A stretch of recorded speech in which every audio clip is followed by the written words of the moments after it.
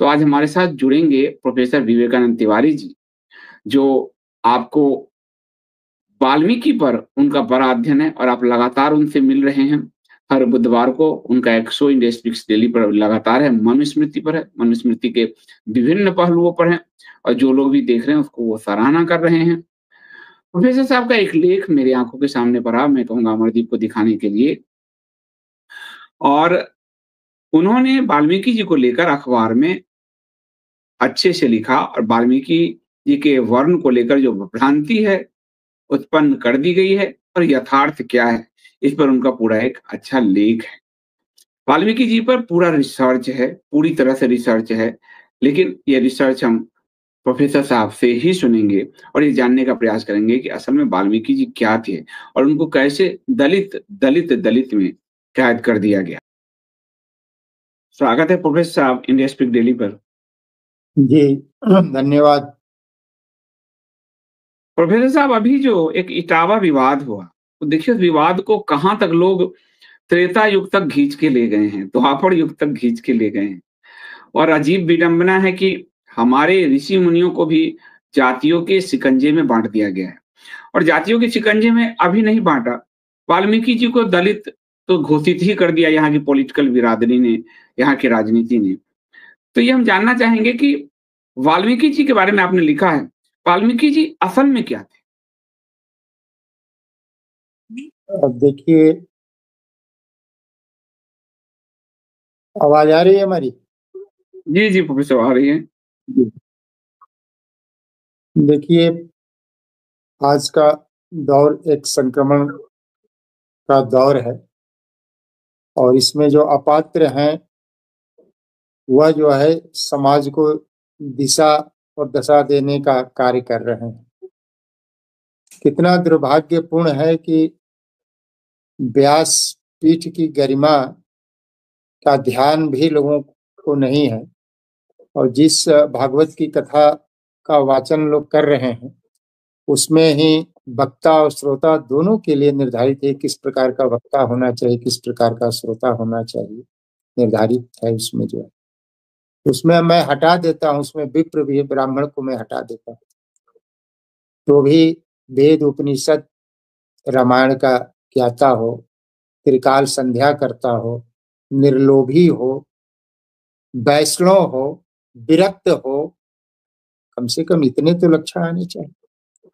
न केवल कथा वाचक जो आज के हैं उनका स्तर कितना गिरा हुआ है, उससे भी ज्यादा जो सुन रहे हैं उनका भी स्तर उसी लेवल का है और वो उसी के पात्र हैं और ऐसे ही जो है कथावाचक को वो सुनेंगे। किसी प्रकार की कोई योग्यता नहीं है। 80,000 श्लोक है श्रीमद् भागवत में। जितने भी इधर कथावाचक छोटे छोटे बच्चे बच्चियां वो सब कर 8 श्लोक भी नहीं बोल सकते, 1 श्लोक भी नहीं बोल सकते। और भागवत की कथा एक स्वस्थ परंपरा, एक चरित्र निर्माण, आने वाली पीढ़ी का एक संस्कारमय जो है प्रशिक्षण होता था। आज गाना बजाना, नोटों का माला ऊपर पहना देना, ये भागवत है। तो जो कह रहा है वो भी अपने नहीं समझ रहा है कि हम क्या कर रहे हैं, इसका प्रायश्चित करना पड़ेगा। जो करा रहा है वो भी नहीं समझ रहा कि क्या हो रहा है। मतलब कि इतना निम्न स्तर पर जो है भागवत और व्यासपीठ की गरिमा को दिया गया है। कुमार विश्वास कोई बहुत बड़ा विद्वान थोड़ा लच्छेदार भाषण बोल देना कोई बड़ा विषय थोड़ा होता है। और वो तो खुद विजातीय शादी किया है और गीता में प्रथम अध्याय के श्लोक 40 से 46 संदीप जी आप देख लीजिए, उसमें सीधे लिखा है कि जो बड़शंकर हैं उसका संतान बड़शंकर हो गया। जो बड़शंकर हैं उनके पितृगण पूर्वज नरक में जाते हैं, देवता हवि नहीं लेते। और आगे वाली जो पिंडदान आदि का जो है अधिकार भी बड़शंकर संतान को नहीं। ये गीता के 40 से 46 श्लोक में। तो उसको कह देना बिना किसी पढ़े लिखे कि वाल्मीकि जी ये थे और जो है क्या नाम है व्यास जी जो है ये थे। व्यास जी पर भी आऊंगा, 5 मिनट का उस पर भी चर्चा करूंगा। अब हम मूल अपने आते हैं, कितने बड़े विद्वान वाल्मीकि जी थे। ज्योतिष के विद्वान थे, खगोल शास्त्र के विद्वान थे। रामायण में दिए गए जो भी रामचंद्र जी के जो जन्म के समय ग्रह नक्षत्र और राशि का जो उन्होंने वर्णन किया है, इस और उसको आज के जो आधुनिकतम सॉफ्टवेयर है उसको भी सही सिद्ध किया है। तो इससे ये सिद्ध होता है कि वाल्मीकि जी बहुत बड़े ज्योतिष के भी विद्वान थे, खगोल शास्त्र के विद्वान थे। जिस आकाशीय घटनाक्रम का उन्होंने अपने श्लोकों के माध्यम से जो है वर्णन किया है, उसको आज के वैज्ञानिक कसौटी पर भी उसको सही माना जा रहा है। नासा के वैज्ञानिकों ने राम सेतु की जितनी लंबाई चौड़ाई वाल्मीकि रामायण में है, नासा के द्वारा चित्रों द्वारा जो निकाला गया उसका, वो बिल्कुल सटीक है। जितना लंबाई चौड़ाई वाल्मीकि रामायण में था, नासा ने भी उतना ही माना। इस प्रकार से वो बड़े विद्वान थे और अनेक तरह के जो है ज्ञान विज्ञान से परिपूर्ण थे। और उन्हें जो है एक काल विशेष में दो नाम के दो व्यक्ति हो सकते हैं, जैसे आपका नाम है संदीप और संदीप नाम के और भी लोग हो सकते हैं। और अब आगे हम एक एक प्रमाण के द्वारा यह सिद्ध करने का प्रयास करेंगे कि जो उनके वर्ण को लेकर भ्रांतियां फैलाई गई है वो कितना भ्रामक है और उसका कोई शास्त्रीय आधार नहीं है। वो खुद जो है, और एक षड्यंत्र भी, एक वैश्विक षड्यंत्र भी है संदीप जी, जो भारत के मान बिंदु हैं, जो श्रद्धा के केंद्र हैं, जो आस्था के केंद्र हैं, उनके प्रति कैसे अनास्था पैदा किया जाए, ये पश्चिम के विद्वानों, जर्मन के विद्वानों ने जो है इसमें जो है षड्यंत्र में जो है बढ़ चढ़कर भाग लिया और इस तरह की भ्रांतियां फैलाई, जैसे जनमानस में जो अपने श्रद्धा के केंद्र हैं ऋषि महर्षि, उनके प्रति अनास्था पैदा हो जाए। इसी चीजों को लेकर जो है वाल्मीकि जी के वर्ण को लेकर इस तरह का अनास्था फैलाने का प्रयास किया गया। वंश परंपरा में हम देखेंगे तो कश्यप और अदिति के नवम पुत्र जो है प्रचेता है। प्रचेता यानी वरुण, वरुण भगवान को ही प्रचेता कहा गया है। उसके जो है वो नवम पुत्र जो प्रचेता है, और उसके वरुण भगवान के प्रचेता के दसम पुत्र जो है ये महर्षि वाल्मीकि है। और वाल्मीकि रामायण में जो है अपना परिचय श्री राम को देते हुए महर्षि वाल्मीकि कहते हैं कि प्रचेता सोहम दसम पुत्रो राघव नंदनम, मतलब मैं प्रचेता का 10वां पुत्र, प्रचेता अर्थात वरुण का मैं 10वां पुत्र हूँ। फिर अगले श्लोक में वो भृगु कुल में उत्पन्न होने की चर्चा उसमें होती है। सन्निबद्धम ही श्लोका नाम चतुर्विशम शास्त्र क्रम उपाख्या नाम संतम च भार्गवेण तपस्विना। मतलब इसका तात्पर्य है कि इसमें जो रामायण 24,000 श्लोक तथा तपस्वी भृगु द्वारा रचित 100 उपाख्यान जो है इस जो है रामायण में है। तपस्वी भृगु अर्थात वाल्मीकि, यह जो है दूसरे श्लोक में किया जाता है। अश्वमेध यज्ञ के समय ये राजा रामचंद्र जी, बहुत लोगों को नहीं मालूम, वो लोग समझता है कि अश्वमेध यज्ञ जो है अयोध्या में हुआ था, नैमिषारण्य में हुआ था और वाल्मीकि जी को बजाबते निमंत्रित किया गया था। और वाल्मीकि जी ने लव और कुश को लेकर जो है उस नैमिषारण्य के अश्वमेध यज्ञ में गए हुए थे। और ये दोनों भाई प्रत्येक दिन जो है 20 सर्ग का रामायण का कथा का वाचन करते थे। इसमें भी भ्रांति है लव और कुश कि लव और कुश मतलब लव बड़े हैं कुश छोटे, ऐसा नहीं, कुश बड़े हैं लव छोटे हैं। लेकिन आम भ्रांतियां, पहले गर्भ में जो पहले जाता है वो बड़ा होता है। अब यहाँ समाज में उल्टा है कि जो जिसका पहले जो बाहर आता है उसको जो है बड़ा माना जाता है, यद्यपि ऐसा है नहीं शास्त्र के और विज्ञान दोनों दृष्टियों से। तो कुश बड़े हैं और लव छोटे हैं। तो ये रामायण का पाठ कर रहे हैं और 20 सर्ग का रोज जो है अंतिम दिन जो है महर्षि वाल्मीकि जी जो है स्वयं सीता जी को लेकर राज दरबार उपस्थित होते हैं। उसके पहले ये कथा के माध्यम से जो सीता जी पर लांछन लगाया गया था, उससे जो दर्शक थे, जो श्रोता थे, वो सुनकर जो है उस लांछन को जो है वो गलत माने और सीता जी को हर निर्विकार माना गया। वहां जो है वाल्मीकि जी सभी बड़े सभी दरबार में, भरे दरबार में उन्होंने घोषणा वो कहते हैं कि सीता परम पवित्र है, हे राम मैंने मुझे अनेक जन्मों का स्मरण है, मैंने किसी जन्म में पाप नहीं किया है, हिंसा नहीं किया है, झूठ नहीं बोला है, और यदि मैं ये तमाम जो है चीजों को स्मरण कर कर मैं कह रहा हूँ कि सीता परम पवित्र है, यदि मैं झूठ बोलूं तो मेरी हजारों साल की तपस्या निष्फल हो जाए, ऐसा वो शपथ लेते हैं। और इससे भी यह सिद्ध होता है कि वाल्मीकि जी जो है किसी विजातीय जो कहा जाता है उससे वो इसलिए नहीं है कि वो कभी हिंसा नहीं किए, कहीं कभी असत्य भाषण नहीं किए, है ना। ये जो है शपथ पूर्वक जो है चीजों को कह रहे हैं। अब जो है विष्णु पुराण में भी उन्हें जो है प्रचेतस सुतः कहा गया, और फिर विष्णु पुराण में आगे भी इनका एक नाम जो है ऋक्ष भी कहा गया। आदि पुराण में प्रचेता सुतो कहा गया। महाभारत में जो है इन महाभारत में भी जो है इन्हें जो है कहा गया है कि महाभारत के श्लोका सापम पुरा गीतो भार्गवेण महात्मना आख्याते रामचरित्रे नृपति प्रति भारत। यहाँ भी इन्हें भार्गव कुल का बताया गया है, और यह गीत जो है महाभारत ऋषि भृगु माने वाल्मीकि ने पूर्व काल में गाया था, और ये राम का चरित्र का वर्णन है। तो इस प्रकार से हम महाभारत में भी देखेंगे कि जो है वाल्मीकि जी क्या थे। शिव पुराण में इन्हें ब्रह्मा से उत्पन्न कहा गया है, और उसका श्लोक का हिंदी रूपांतर है कि पूर्व काल में स्वयंभू नामक तेजस्वी प्रचेता थे, हे ब्रह्मर्षि, हे ब्रह्मा के पुत्र थे, और उन्होंने रामायण की रचना की। यहाँ भी जो है इन्हें जो है प्रचेता का पुत्र के रूप में कहा गया। ब्रह्म वैवर्त पुराण में कहा गया है, उसका हिंदी रूपांतर है कला कल्पनांतरों के बीतने पर सृष्टा ने नवीन सृष्टि विधान में ब्रह्मा के चेतस से जो पुत्र उत्पन्न हुआ उसे ही ब्रह्मा के प्रकृष्ट चित्त से आविर्भूत होने के कारण प्रचेता कहा गया।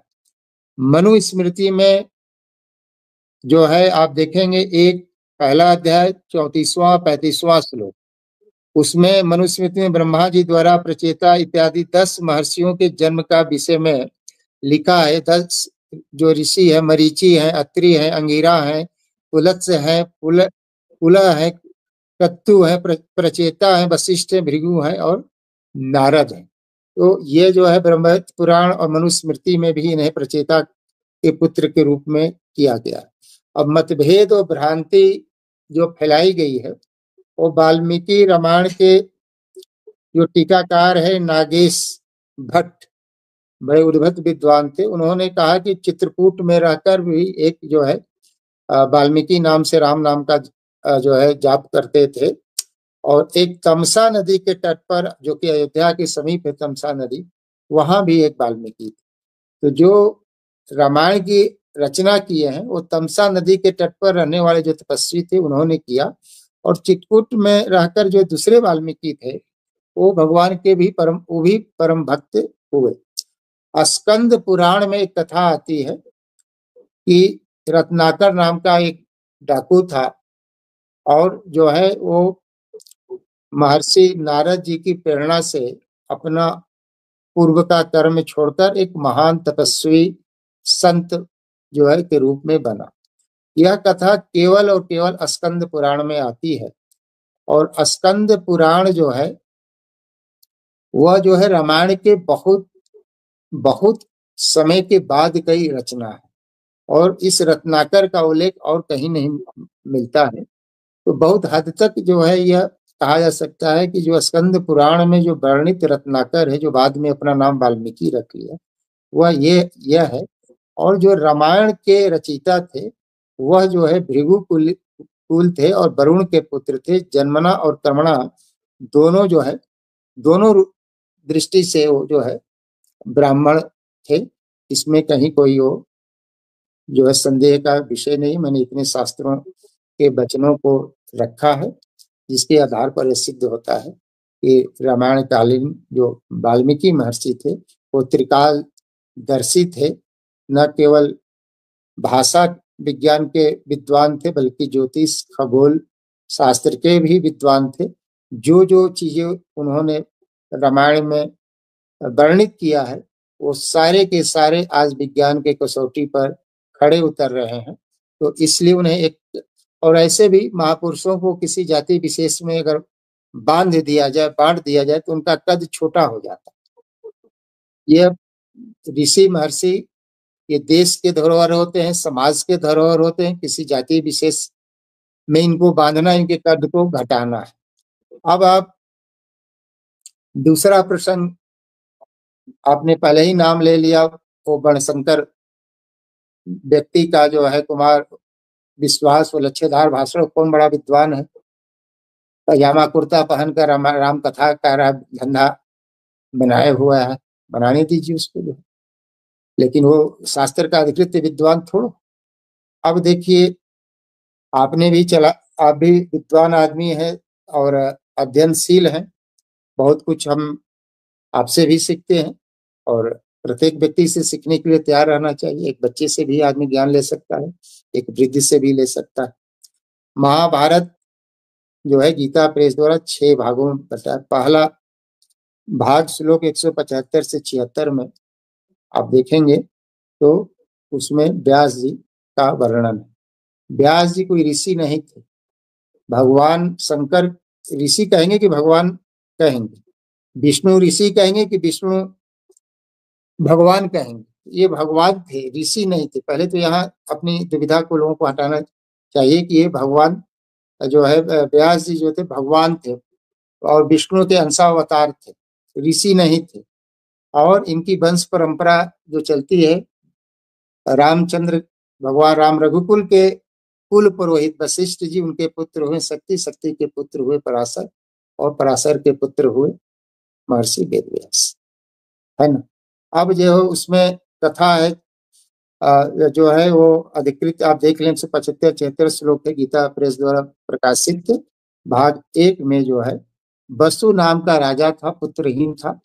पुत्र प्राप्ति करने के लिए जो है उसने एक यज्ञ का आयोजन किया और उस यज्ञ के आयोजन के समय में ही उसका वीर अस्खलित हो गया। तो उसने एक पत्ते पर अपने वीर को रखा और उसका जो पालतू पक्षी था सेन पक्षी, उसको वो पत्ता देकर कहा कि तुरंत ले जाओ रानी को, इसको दे दो तो जो इसको धारण कर। वो लेकर रास्ते में जा रहा था, तभी एक दूसरे सेन पक्षी से उसका टकराव हो जाता है, युद्ध हो जाता है और जो पत्ते पर वीर है वो गिर जाता है यमुना जी के जल में। और एक वो मछली है वो उसको धारण कर लेती। वो मछली भी कोई सामान्य मछली नहीं थी, बल्कि ब्रह्मा जी के दरबार की अप्सरा थी, श्रापित थी, श्राप दिया गया था, इसलिए वो मछली के रूप में ग्रहण कर, मछली के रूप में जो है आवाज आ रही है? जी जी आ रही हाँ, मछली के रूप में वह जो है सांप के कारण से वो मछली का रूप धारण कर ली थी और उसने जो है वो जो वीर था उसने ग्रहण कर ली और कालांतर में जो है वो जो है उससे जो है 2 पुत्र जो है पैदा होते हैं, तो एक पुत्र एक पुत्री पैदा होते हैं और उसका जो है वो मछली मलाह के जाल में आकर जो है वो आ जाती है फाड़ने पर, जिसमें 2 संतान निकलते हैं, एक बालक एक बालिका। तो बालक को राजा ले लेता है, बालिका को वो सावर जिसको कहते हैं या मल्लाह, वो उसने पाला, उसकी लड़की वो नहीं है। और मछली का कोई जात नहीं होता, मछली का कोई जात नहीं होता है और वो मछली के कारण से उसमें गंध निकलता है, मत्स्य गंधा कहा जाता है, जो भी चीजें हैं आगे जो है वो उसी समय भगवान पराशर जाते हैं और देखते हैं कि ये मुहूर्त विशेष को देखकर जो है वो इस तरह से कहते हैं कि अगर अभी गर्भाधान किया जाएगा तो परमात्मा का जन्म हो सकता है और जिससे आने वाले अन्य समय में जो है जो है समाज के लिए बहुत उत्कृष्ट कार्य उनके द्वारा संभव हो पाएगा। तो वो चीजों को कर कर और उसको ढक देते हैं, चीजों को जो है अपने तपोबल से अंधेरा कर देते हैं। सब चीजें असंभव की चीजें हैं, सार्वजनिक नहीं किया जाता है। और उसमें वो जो है वेद व्यास जी पैदा होते हैं, वो तुरंत पैदा होते हैं, नहीं कि 9 वर्ष 9 महीने का 10 महीने का गर्भ धारण तुरंत होते हैं। और पैदा होते समय ही जो है वो गिरवे वस्त्र में रहते हैं, कमंडल और तमाम चीजें उनमें जो है रहता है। और उनका नाम जो है कृष्ण द्वैपायन कहते हैं। वो जब पैदा हुए तो बड़े काले रंग के थे, और द्वैपायन माने 2 दीपों के द्वारा। एक नाम उनका वेद व्यास भी है, वेदों का उन्होंने व्यास किया, मतलब विस्तार किया। और एक नाम उनका जो है बद्रायण ऋषि भी कहा जाता है, जो बद्री माने के वन में, बद्री वन माने बैर के वन में, जो है बैर के जो पेड़ के वन में उन्होंने तप किया, से बद्रायण जो है रहा है। और उनके जन्म का एक जो रहस्य है उसको भी समझना चाहिए। वो किस दिव्यता के कारण उनका जन्म हुआ, क्या प्रयोजन था, और उसको न जानकर अब दूसरे जो समाज शास्त्र के दृष्टि से देखिए, एक अनुलोम विवाह होता है, प्रतिलोम विवाह होता है। उच्च पुरुष, निम्न स्त्री, प्रतिलोम, अनुलोम, और निम्न पुरुष उच्च पत्नी, प्रतिलोम। तो ये विवाह भी अनुलोम श्रेणी में आएगा। और वंश वंश परंपरा के आधार पर देखेंगे तो भी ब्राह्मण ही सिद्ध होते हैं। अब वशिष्ठ जी से लेकर चलिए, मछली का कोई जात नहीं होता, मछली भी कोई सामान्य मछली नहीं थी, अप्सरा थी। तो यह जो है वेद व्यास जी के जन्म की प्रमाणिक कथा है, जो जिसको आप जो है महाभारत के जो है प्रथम खंड में गीता प्रेस द्वारा प्रकाशित 175 से 76वें श्लोक में देख सकते हैं। फिर मैं यहाँ कहूँगा कि महापुरुषों की कोई जाति नहीं होती है, जाति में बांधना जो है उनके कद को कम करना है। और कोई भी चीज कोई बोले तो प्रमाण के साथ बोले, तथा सभी लोग बाँचे, लेकिन अपने में योग्यता अर्जित कर ले, कथा का माखोल न उड़ाओ, सब कर उस तरह का वेद वेदांग उपनिषद का आप अध्ययन करिए, उसके बाद आप बोलिए। कौन रोकता है? आपको एक श्लोक की व्याख्या नहीं आता है और व्यासपीठ पर आप बैठ जाते। छोटी छोटी औरतों को तो व्यासपीठ पर बैठने की भी मनाही है। आज जो है चीजों को कौन सुन रहा है? आज ये धंधा बन गया, उससे क्या लाभ? कथा सुनने वाले को कोई लाभ होगा? 7 दिन का भागवत का मतलब है कि एन किरण प्राकिरण आपका मन जो है सांसारिकता से हटकर जो है भगवत भगवत भगवान की तरफ लगे, और उसमें नाच गाना अश्लील गीतें और ये सब चीजें, ये कथा है। ये तो मुझे तरस आ रही है। सुनने वाले का स्तर और सुनाने वाले का तो खैर कोई स्तर ही नहीं। सुनने वाला का भी यही स्तर है कि ये जो भागवत के नाम पर अश्लीलता, डांस और क्या क्या हो रहा है, आप सोशल मीडिया पर चल रहा है। आप कथा कहिए, लेकिन पात्रता अर्जित कर कर करिए, आप किसी जात के। आप देखिए हमारे यहाँ तो काग भुसुंडी जो कौए कौए के रूप में थे, उनकी कथा को भी भगवान शंकर ने हंस बनकर सुना। उनमें पात्रता थी, तब ना भगवान शंकर ने सुना। आप किसी भी जाति के हो, पात्र हो, आपको चीजें आनी चाहिए। है गुरु परंपरा से आप शिक्षित हो, पढ़िए, स्वाध्याय करिए। एक श्लोक नहीं आ रहा है और चल रहे हैं जो है मजाक बनाने, मजारी का खेल है व्यासपीठ और जो है भागवत की कथा। और जिस जो आयोजन कर रहा है उसका भी संदीप जी स्तर देखिए, उसका क्या स्तर है कि यही सब जो है भागवत के नाम पर। और ऐसे जो कथावाचक और व्यासपीठ पर बैठ रहे हैं, सभ्य समाज और विद्वत जगत में इनकी कोई जो है प्रासंगिकता नहीं, कोई इनको सुनता भी नहीं है। उसी स्तर के श्रोता भी हैं जिस स्तर के ये सब अपना मदारी डमरू लेकर बजाने वाले। तो ये आज वाल्मीकि जी और व्यास जी की कथा थी।